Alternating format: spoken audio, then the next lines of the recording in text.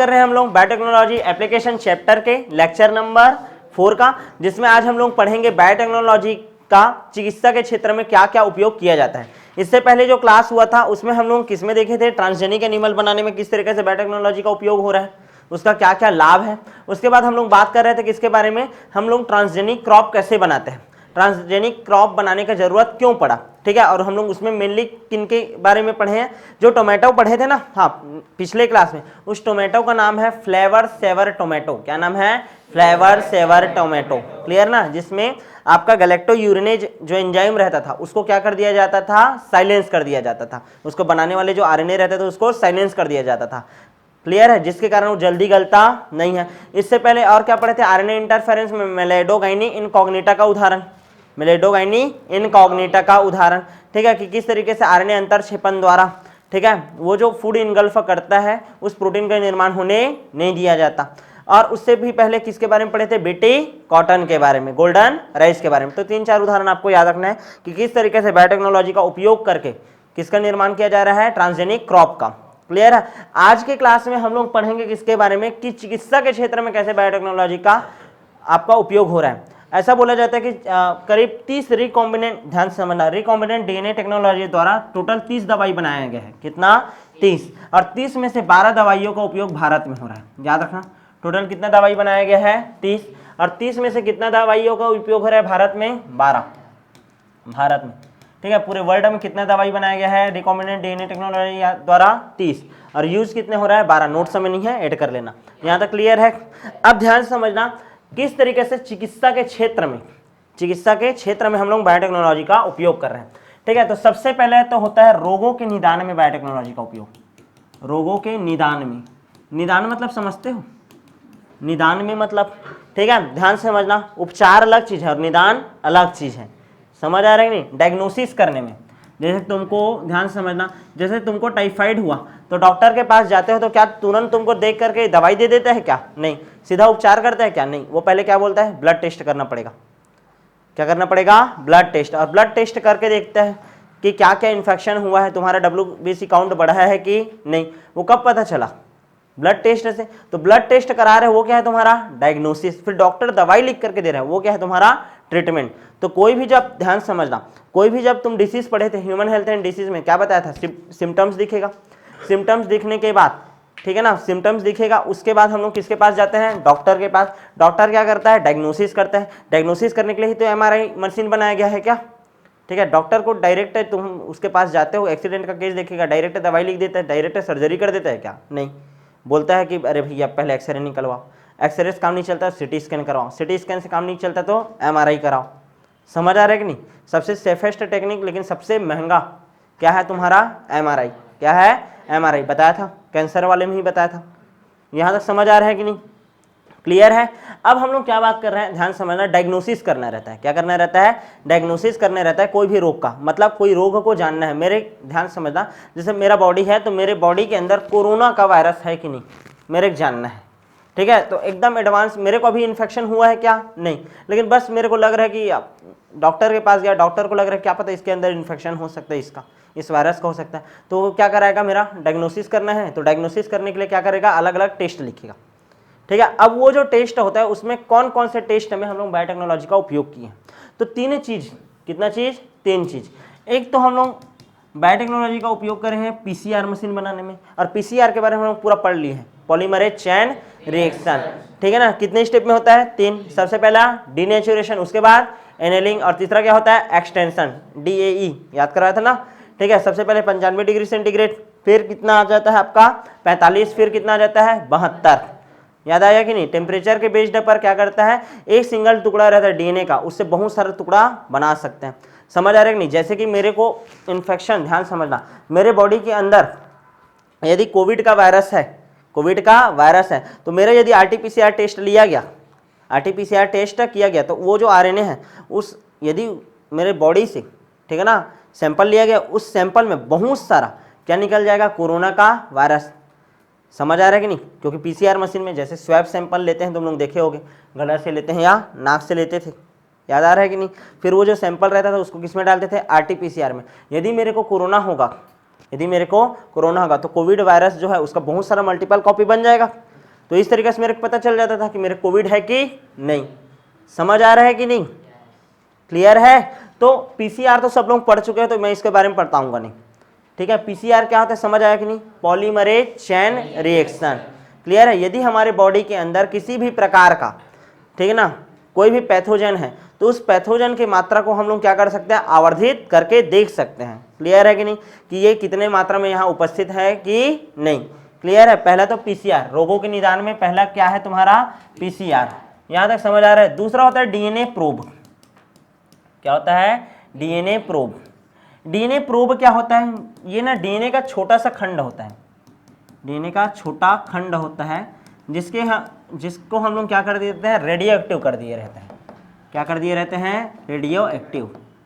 क्या कर दिए रहते हैं, रेडियो एक्टिव, क्लियर है ना। डीएनए प्रोब क्या होता है, डीएनए का एक छोटा सा खंड होता है जिसको हम लोग क्या कर दिए रहते हैं, रेडियो एक्टिव कर देते हैं। इसकी मदद से हम लोग ना, इसकी मदद से हम लोग उत्परिवर्तन का पता करते हैं, ठीक है ना। किसका पता कर देते हैं, उत्परिवर्तन का पता करते हैं। हमारे बॉडी के अंदर कोई फॉरेन डीएनए आया है कि नहीं, इसका पता करते हैं। फॉरेन डीएनए की उपस्थिति का पता करते हैं, उपस्थिति का पता करते हैं, क्लियर है कि नहीं। पूरा टेक्निक समझाऊं क्या डीएनए प्रोब का, कि रहने दे, समझा दें, थोड़ा सा समझ लेते हैं, क्लियर है कि नहीं। क्या होता है डीएनए प्रोब, कैसे बनता है, ध्यान से समझना। जैसे कि क्या हुआ, ध्यान से समझ लेना, मेरे बॉडी में, ठीक है ना, कोई सेल था, ठीक है, कोई सेल है, उस सेल के अंदर क्या है, डीएनए है। क्या है, डीएनए। और वो जो डीएनए है, ठीक है ना, वो जो डीएनए है उसमें उत्परिवर्तन हो गया, जिसके कारण मेरे बालों का रंग एकदम सफ़ेद होते जा रहा है। ऐसा समझो कि मेरे बालों का रंग सफ़ेद होते जा रहा है, मेरा चेहरा धीरे धीरे क्या होते जा रहा है, डल होते जा रहा है, समझ नहीं आ रहा कि मेरे कौन सा बीमारी हुआ है, क्लियर है। तो क्या करेंगे वैज्ञानिक लोग, कोशिका निकालेंगे, कोशिका को निकालेंगे, उससे क्या निकालेंगे, डीएनए। डीएनए को निकाल करके एक छोटा सा डीएनए का पार्ट लेंगे ना, अब वो जो डीएनए है उसको कौन से मशीन में डाल देंगे, हम लोग को पीसीआर मशीन में डालेंगे। किस में डाल देंगे, पीसीआर मशीन में। बहुत सारा डीएनए का खंड बन जाएगा, बहुत सारा डीएनए का क्या बन जाएगा, खंड बन जाएगा। यहाँ तक क्लियर है, ऐसा बहुत सारा डीएनए का खंड बन जाएगा। फिर इस डीएनए के खंड को हम लोग किस में एंट्री कराएंगे, जेल इलेक्ट्रोफोरेसिस करेंगे। क्या कराएंगे, जेल इलेक्ट्रोफोरेसिस। याद आया, जेल इलेक्ट्रोफोरेसिस। जेल इलेक्ट्रोफोरेसिस में किस जेल का उपयोग करते थे, अगर अगर जेल का। किसका उपयोग करते थे, अगर अगर जेल का। फिर ये जो डीएनए सैंपल रहेगा उसको अगर अगर जेल में क्या कराएंगे, एंट्री कराएंगे। फिर ये क्या होंगे, अलग अलग जगह में जाकर के क्या होते जाएंगे, इकट्ठा होते जाएंगे। जो सबसे ज़्यादा क्या रहेगा, ध्यान देना, जो सबसे ज़्यादा छोटा रहेगा और पतला रहेगा, जो सबसे ज़्यादा छोटा और पतला रहेगा वो सबसे आगे रहेगा। याद आया। और यहीं पास हम लोग क्या करते हैं, ऐसा ये वाला हमारा सैंपल वाला रहता है, ये 900 बेस पेयर का है, ये कितना है आपका 700 बेस पेयर का है, ये कितना है 400 बेस पेयर का है। तो ऐसा हम लोग रेडियो एक्टिव लेवल वाला डीएनए पहले से लगा दिए रहेंगे। इसी को बोला जाता है क्या, डीएनए प्रोब। समझ आया, क्या बोलते हैं, डीएनए प्रोब। तो यहीं पास आकर के वो फट से क्या हो जाएगा, यानी रुक जाएगा। और रुक जाएगा फिर हम लोग क्या करते हैं, नाइट्रोसेल्यूलोज का पेपर डालते हैं इसके ऊपर। किसका, नाइट्रोसेल्यूलोज का। मैं अच्छे से समझाऊंगा जब तुम लोगों को ना डीएनए फिंगरप्रिंटिंग पढ़ाऊंगा ना, तब पूरा हर एक चीज़ समझेंगे अच्छे से। तो इसके ऊपर हम लोग क्या करेंगे, नाइट्रोसेल्यूलोज का पेपर लेंगे, उसको दबा लेंगे। नाइट्रोसेल्यूलोज के पेपर के ऊपर डीएनए का खंड आकर के चिपक जाएगा। फिर इसका हम लोग क्या करेंगे, एक्सरे फिल्म लेंगे। तो एक्सरे फिल्म लेंगे ना, तो ये जो डीएनए प्रोब रहेगा वो क्या होते रहेगा, चमकते रहेगा। क्या होते रहेगा, चमकते रहेगा। यहाँ तक क्लियर है। यदि उसका जोड़ा बन गया तो वो अच्छा खासा चमकते रहेगा और हमको पता चल जाएगा कि हाँ, यहाँ पास का जो जीन था डीएनए के इस खंड का, इस जीन का क्या हुआ है, उत्परिवर्तन हुआ है। क्या हुआ है, उत्परिवर्तन हुआ है। समझ आ रहा है कि नहीं, ठीक है ना। असल में फास्फोरस मिलाया रहता है, फास्फोरस 30 होता है ना, फास्फोरस 32 का यूज़ करते हैं रेडियो एक्टिव बनाने में, डीएनए प्रोब में, याद रखना, फास्फोरस 32 का उपयोग करते हैं,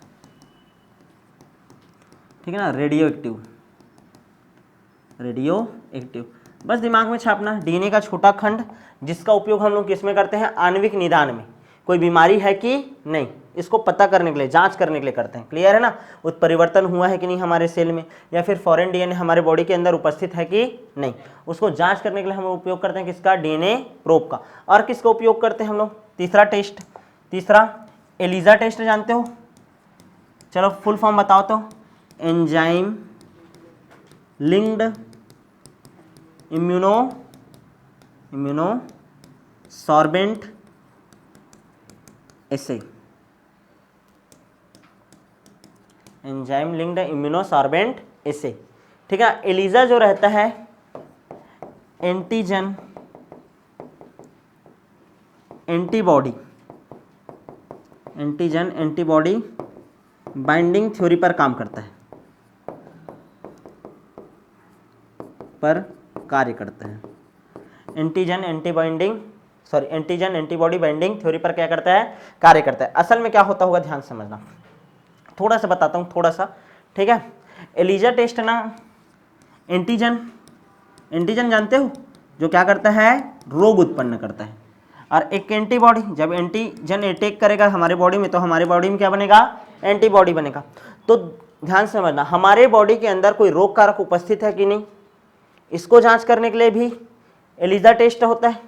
हमारे शरीर के अंदर एंटीबॉडी बन रहा है कि नहीं, ये जांच करने के लिए भी क्या टेस्ट होता है, एलिजा टेस्ट होता है। दिमाग में छपा, एलिजा टेस्ट किसने के लिए होगा, दो चीज के लिए होगा, हमारे बॉडी के अंदर कोई अटैक करने वाला वायरस घुस गया कि नहीं, HIV टेस्ट के लिए होता है, क्लियर है। तो एंटीजन का जांच करने के लिए HIV वायरस घुसा है कि नहीं, और उसके बाद चलो वायरस घुस भी गया तो हमारे शरीर के अंदर एंटीबॉडी बन रहा है कि नहीं, उसको जांच करने के लिए भी कौन सा टेस्ट होता है, एलिजा टेस्ट होता है।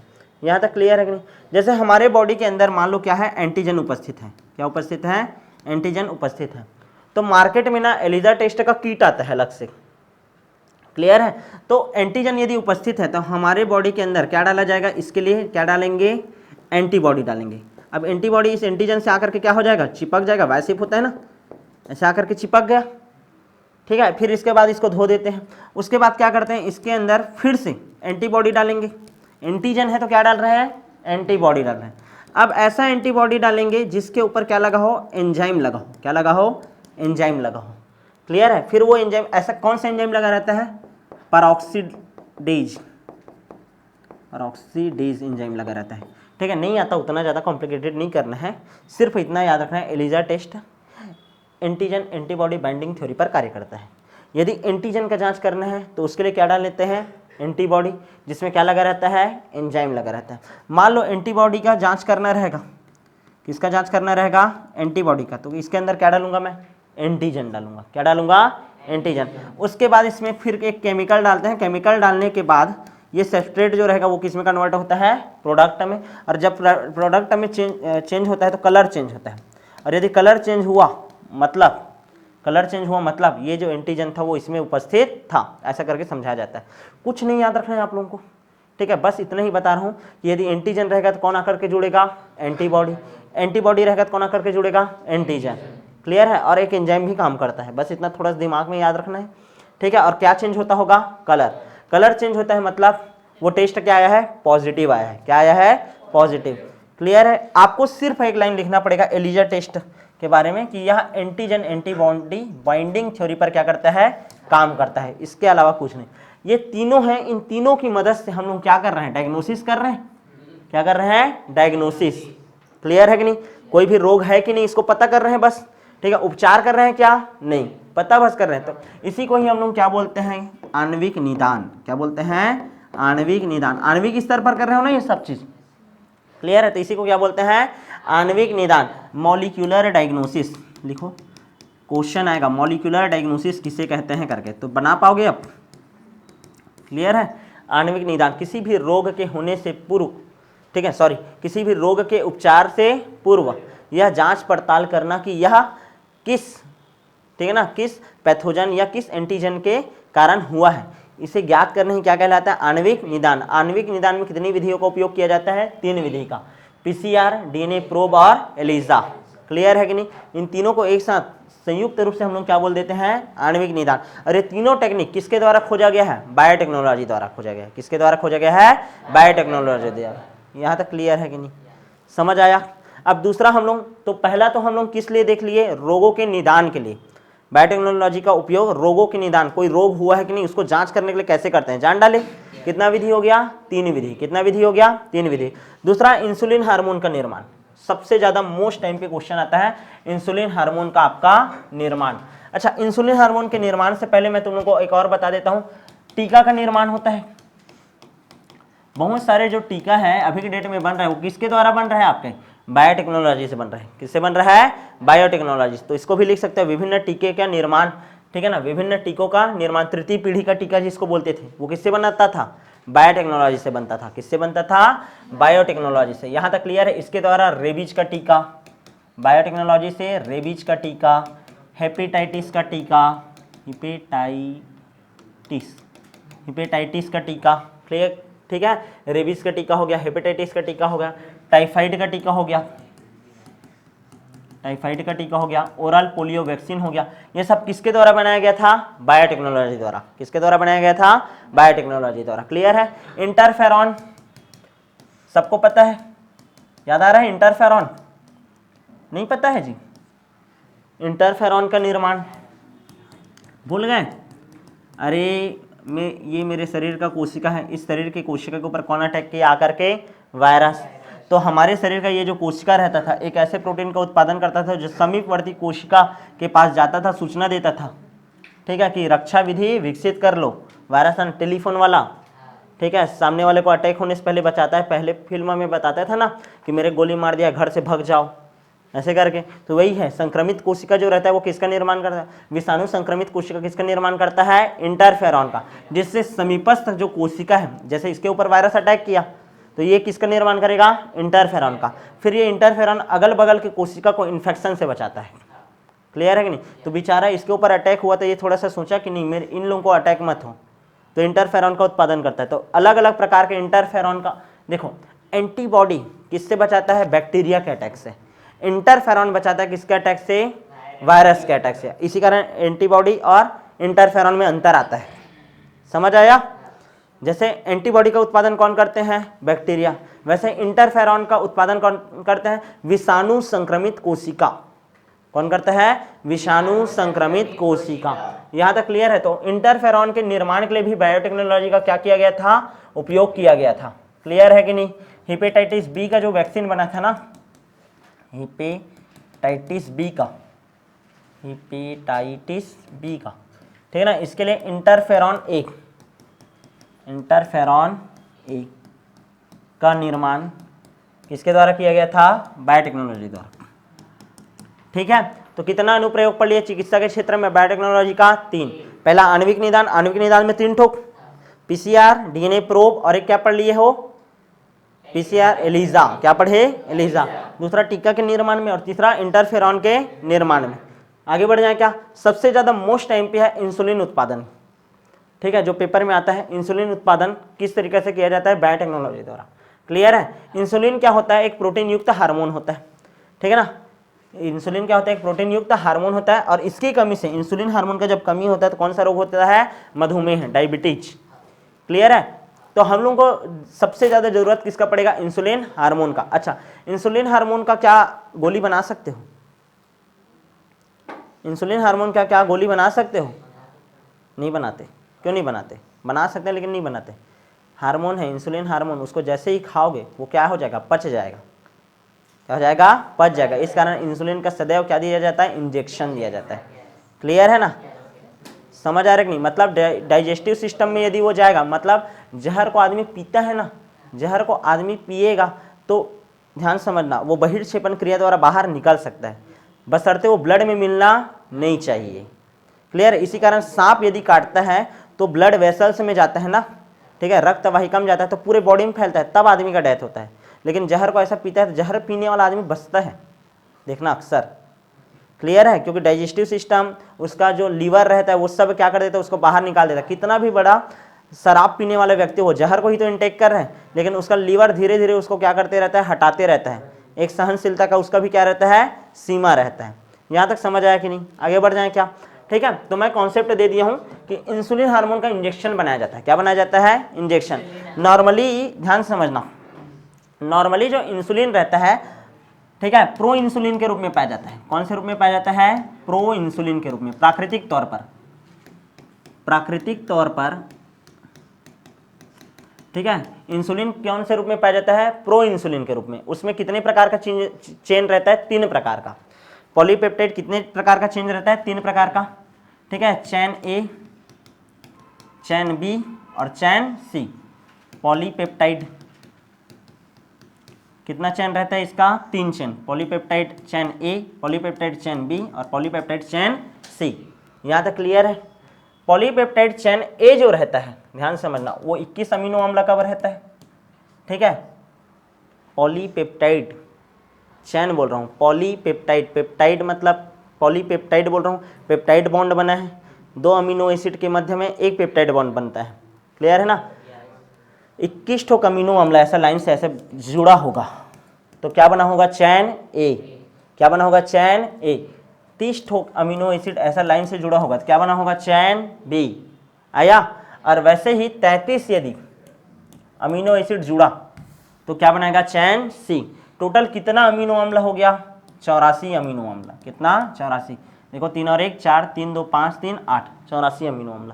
ये कितना, प्रो इंसुलिन है ना। अब प्रो इंसुलिन का स्ट्रक्चर यदि मैं देखूं, ध्यान समझना, किसका स्ट्रक्चर दिख रहा है, प्रो इंसुलिन का, ध्यान समझना, ठीक है। ये है तुम्हारा चैन ए, क्या हो गया, चैन ए, ये चैन ए बनाया हूँ। ये हो गया चैन सी, ए है और ये क्या है, सी है। और यहाँ पास देखना एक बना देते हैं चैन बी, क्या हो गया, चैन बी। यहाँ तक समझ आया कि नहीं, या फिर ऐसे ही भी कर सकता हूँ, रुको 1 मिनट ना, इसको कर देते हैं ना, ऐसा है। यहाँ तक क्लियर है। चैन ए है, फिर ये क्या है, ध्यान देना, चैन ए है और ये चैन सी है, और ये वाला चैन क्या हो गया, बी। क्या हो गया, चैन बी। असल में क्या होता है, ये किसका है, प्रो इंसुलिन का कहानी है। किसका है, प्रो इंसुलिन। जब ये मैच्योर होता है, जब ये क्या होता है, मैच्योर होता है, तो ये जो चैन सी रहता है ना, ये वाला, ठीक है ना, पॉलीपेप्टाइड चैन सी, ये क्या हो जाता है, रिमूव हो जाता है, हट जाता है, क्लियर है। और केवल क्या बनेगा तुम्हारा, चैन बी, और एक क्या रहता है, चैन ए। क्या रहता है, चैन ए। और दोनों के मध्य में डाई सल्फाइड बॉन्ड बनता है। क्या बनता है, डाई सल्फाइड बॉन्ड। ये हो गया आपका किसका डायग्राम, मैच्योर इंसुलिन का। किसका, मैच्योर इंसुलिन का। कौन कौन से चैन है, चैन ए, और कौन सा चैन है आपका, चैन सी, क्लियर है ना। कौन सा चैन है, चैन सी, सॉरी चैन बी। यहाँ तक क्लियर है। ए और बी दोनों मिलकर के मैच्योर इंसुलिन बनाते हैं, और ए बी सी तीनों मिलकर के क्या बनाते हैं, प्री इंसुलिन। और इसी को बोलते हैं हम लोग क्या, इमैच्योर इंसुलिन। क्या बोलते हैं, इमैच्योर इंसुलिन। चलो, पॉलीपेप्टाइड चेन ए में कितना है अमीनो अम्ल, 21, इसमें कितना है, 30। तो मैच्योर इंसुलिन में कितना अमीनो एसिड होता है, 51। ये हो गया पहले तो थोड़ा सा डिटेल किसके बारे में, इंसुलिन हार्मोन के बारे में। यहाँ तक क्लियर है कि नहीं, समझ आया कि नहीं, ठीक है। ध्यान से समझने का कोशिश करो, ठीक। इंसुलिन हार्मोन होता है, इंसुलिन, ठीक है। ये कहाँ बनता है, अग्नाशय में बनता है। कहाँ बनता है, अग्नाशय में, क्लियर है। इंसुलिन हार्मोन का जब क्या होता है, कमी होता है। क्या होता है, कमी, तो कौन सा रोग हो जाता है आपका, मधुमेह रोग होता है। कौन सा रोग होता है, मधुमेह। यहाँ तक क्लियर है कि नहीं, डायबिटीज बोलते हैं जिसको, क्या बोलते हैं, डायबिटीज।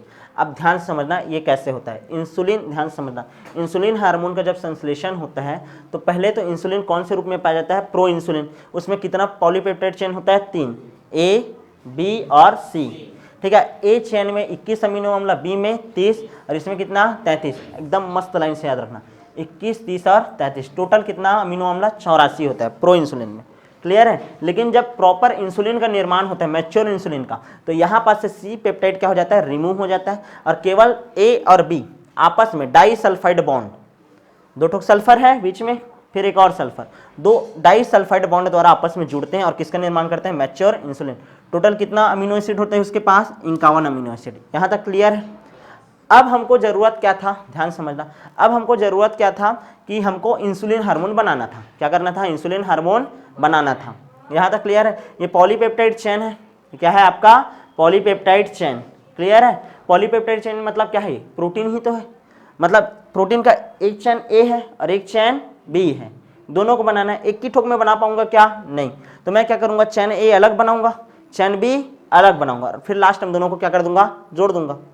समझ आ रहा है कि नहीं। चैन सी बनाने की जरूरत है क्या, नहीं, क्योंकि उसका काम है क्या, इंसुलिन बनाने में, नहीं। तो रिकॉम्बिनेंट डीएनए टेक्नोलॉजी द्वारा क्या हुआ, ध्यान से समझना। हम लोग क्या किए, ठीक है, ह्यूमन सेल लिए, ध्यान समझना, ठीक है, डायग्राम ध्यान दो, ठीक है। हम लोग क्या किए, ह्यूमन सेल लिए, ठीक है ना, ह्यूमन सेल लिए, और ह्यूमन के सेल से, ठीक है ना, ह्यूमन के सेल से हम लोग क्या कर लिए, इंसुलिन हार्मोन के जीन को अलग कर लिए, इंसुलिन हार्मोन के जीन को क्या कर लिए, अलग कर लिए। कौन से एंजाइम की मदद से, रेस्ट्रिक्शन एंडोन्यूक्लियस एंजाइम की मदद से। यहाँ तक क्लियर है, रेस्ट्रिक्शन एंडोन्यूक्लियस एंजाइम की मदद से क्या कर लिए, इसको अलग कर लिए। ठीक है, कट किए होंगे, फिर कट करके ये एंजाइम की मदद से अलग कर लिए हैं, कट कर लिए हैं ना। ठीक है, एक तो ध्यान देना जीन ए लिए होंगे और एक लिए होंगे कौन सा जीन, बी, पॉलीपेप्टाइड ए बनाने वाला जीन ए और एक जीन बी। यहाँ तक क्लियर है। इसी टाइम में हम लोग क्या किए हैं, ध्यान देना, इस्चीरिया कोलाई लिए। क्या लिए, इस्चीरिया कोलाई, बैक्टीरिया है आप, ये क्या है, इस्चीरिया कोलाई, ई कोलाई। इस ई कोलाई से किसको अलग किए होंगे, प्लाज्मिड को। किसको, प्लाज्मिड को। और ये प्लाज्मिड के साथ इसको जोड़ करके रिकॉम्बिनेंट बनाए होंगे। एक रिकॉम्बिनेंट हमारा इस तरीके से बना, ये देखो। ठीक है, और एक और रिकॉम्बिनेंट बना देते हैं भाई। ठीक है, ये एक और रिकॉम्बिनेंट बना दिए, सॉरी। ठीक है, एक और रिकॉम्बिनेंट बना दिए। क्लियर है कि नहीं, समझ आया गया। एक ए वाला बनाए और एक बी वाला। ठीक है, यहाँ तक समझ आया कि नहीं। कितना रिकॉम्बिनेंट बन गया हमारा, 2।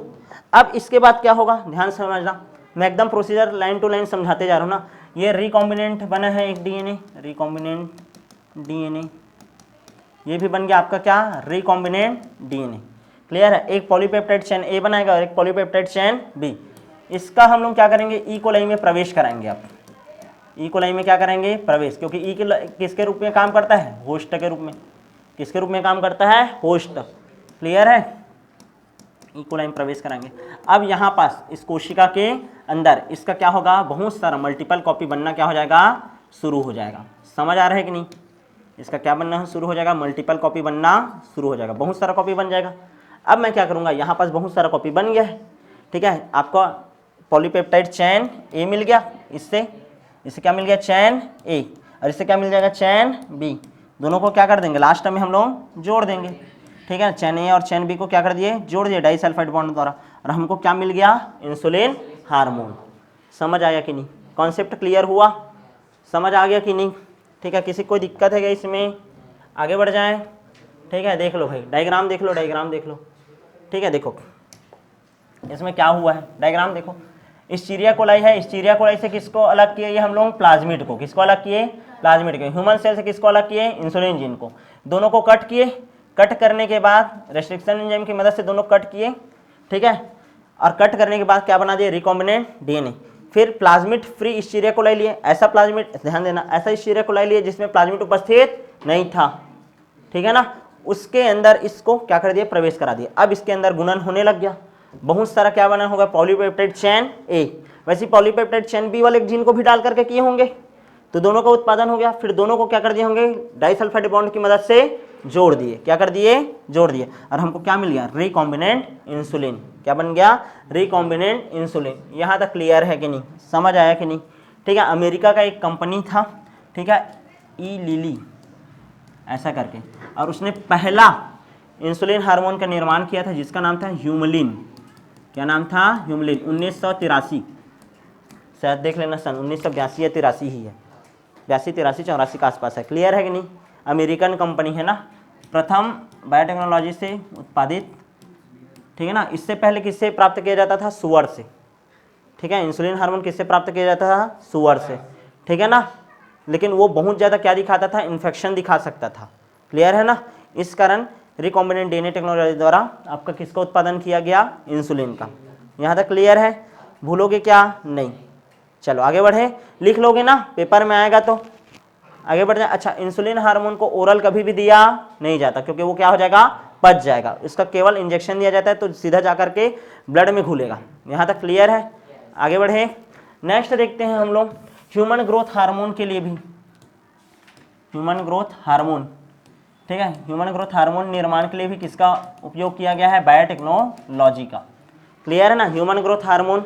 ठीक है, वृद्धि के लिए क्या होता है, बहुत ही ज़्यादा जरूरी होता है। ठीक है, तो ह्यूमन ग्रोथ हार्मोन उत्पादन करने वाले जीन को क्या किए हम लोग, अलग किए, और रिकॉम्बिनेंट डीएनए टेक्नोलॉजी द्वारा उसका उपयोग करके क्या कर लिए हम लोग, प्लाज्मिड में जोड़ दिए, और उसको फिर से किस में प्रवेश कराए होंगे, इस्चीरिया कोलाई में। इस्चीरिया कोलाई किसका निर्माण करने लग गया, ह्यूमन ग्रोथ हार्मोन का। समझ आया कि नहीं। तो इस तरीके से आप लोगों ने चिकित्सा के क्षेत्र में क्या क्या देख लिया, बायोटेक्नोलॉजी का उपयोग। सबसे पहले किस में पढ़े हैं, रोग निदान में मैं क्या बोला हूँ आप लोगों को, मॉलिक्यूलर डायग्नोसिस में कितने चीज़ों का उपयोग किया जाता है, 3 चीज़ों का। पहला तो क्या पढ़े हो, पीसीआर, दूसरा डीएनए प्रोब, और तीसरा एलिजा। क्या पढ़े, एलिजा। उसके बाद हम लोग किसका उत्पादन में पढ़े, टीके के। उसके बाद इंटरफेरॉन उत्पादन में, और उसके बाद किस में पढ़ लिए हम लोग, इंसुलिन उत्पादन, जो सबसे ज़्यादा एमपी है। सबसे ज़्यादा एमपी क्या है, इंसुलिन उत्पादन। ये भी आता है और ये भी आता है, क्लियर है। उसके बाद हम लोग किसके उत्पादन में पढ़ लिए, ह्यूमन ग्रोथ हार्मोन के उत्पादन में। किसमें, ह्यूमन ग्रोथ हार्मोन। यदि 5 नंबर का भी आ जाए पूरा लिख सकते हो, इतना सारा टॉपिक। क्लियर है कि नहीं, कि किस तरीके से बायोटेक्नोलॉजी का उपयोग करके हम लोग चिकित्सा के क्षेत्र में धमाका मचा रहे हैं। क्लियर है। टोटल अभी तक कितना दवाई बना है बोला हूँ मैं, 30। क्लियर है। लेकिन उपयोग इंडिया में कितना होता है, 12। समझ आया कि नहीं। अब जो नेक्स्ट क्लास होगा उसी में ही चिकित्सा के क्षेत्र में हम लोग बात करेंगे जीन थेरेपी का। इसका बात करेंगे, जीन थेरेपी का। तो मिलेंगे आप नेक्स्ट क्लास में।